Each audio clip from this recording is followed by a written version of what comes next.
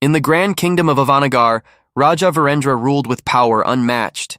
His palace gleamed with gold, his court overflowed with riches, and his victories in battle were endless. But despite all this, the king was restless. Each night he lay awake, staring at the ceiling. The world feared him. The world obeyed him. But happiness?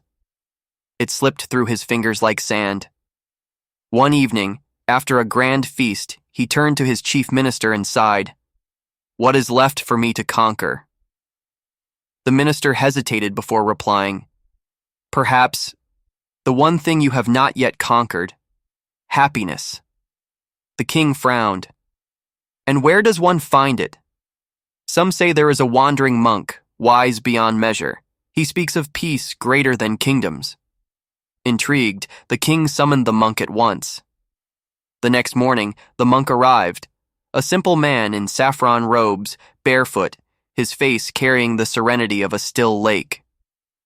The king looked at him and declared, "O wise one, if you are truly enlightened, fulfill my two wishes." The monk folded his hands. "Tell me, your majesty." "First, build me a palace that will last forever." The monk smiled. "Second, make me the happiest man alive." This time, the monk let out a soft chuckle.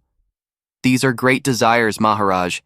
Give me 7 days and I shall fulfill both your wishes." The court murmured in disbelief.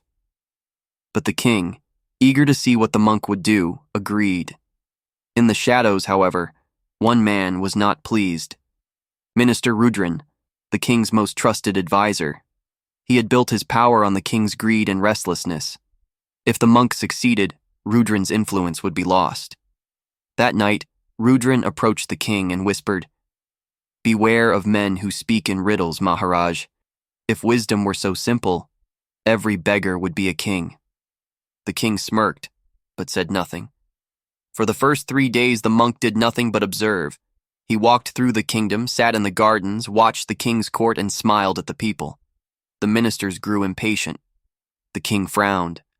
"Is this monk a fraud?" Rudran whispered, fueling the king's doubt. But the monk only smiled and said, "Patience, your majesty." On the 4th day, the monk took the king to an ancient temple within the palace. Its once grand walls were cracked, its golden engravings faded. The king sighed. "This temple was built by my ancestors, meant to last forever." The monk ran his fingers over the crumbling stone and said, "And yet here it stands, falling apart. Do you see, Maharaj? No palace, no monument, no empire lasts forever." The king frowned. "If a palace is built from stone, time will break it. If it is built from gold, greed will corrupt it. But if a palace is built in the hearts of people, it will never fade." The king said nothing, but Rudran scoffed in the background. The next day, the monk gathered the kingdom's wealth, chests of gold, silk, and rare jewels, and placed them in the grand hall. Then he invited the common people inside. "Who among you is the happiest?" the monk asked. A poor farmer stepped forward. "I am happy, Guruji." The king scoffed. "How can you be happy? You have nothing," the farmer smiled. "I have my land, my family, and my peace. Gold cannot buy that." The monk turned to the king and asked, "Your Majesty, if wealth alone created happiness, why do so many rich men live in fear of losing it?" The king had no answer, but Rudran sneered. "If happiness were so simple, Maharaj, why do people still bow before power and gold?" The monk glanced at him but said nothing. On the 6th day, the monk made an unusual request. "Today, live as an ordinary man. No gold, no throne, no servants, just you." The king hesitated but agreed. For the first time, he sat under a tree and ate a simple meal. He walked through the marketplace without guards, hearing the laughter of children and the chatter of villagers. He felt the evening breeze on his skin, something he hadn't noticed in years. That night, when the monk visited him, the king's face was peaceful. For a moment, the king said, "I forgot I was a king. And I felt free." The monk smiled. "That is true happiness, Maharaj. Not in what you own, but in what you experience." On the final day, a great commotion shook the court. Smoke rose from the palace gardens. "Fire! The royal treasury is burning!" a soldier cried. The king's eyes widened. For a moment, Panic flickered across his face. Then he paused and smiled. Gold can be melted, but wisdom cannot be burned. The monk watched him closely, then nodded. The test was over. The fire was not real. It was the monk's final lesson. Would the king still cling to his desires, or had he truly understood? And in that moment, the king knew. He turned to the monk and bowed deeply. "Tell me, wise one, where is my eternal palace?" The monk pointed to the people.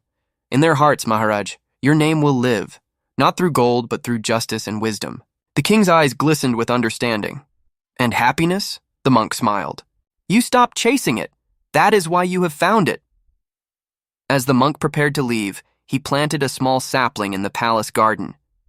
"This tree, Maharaj, will be your eternal palace, not because it will never fall, but because when it does, new life will grow from it."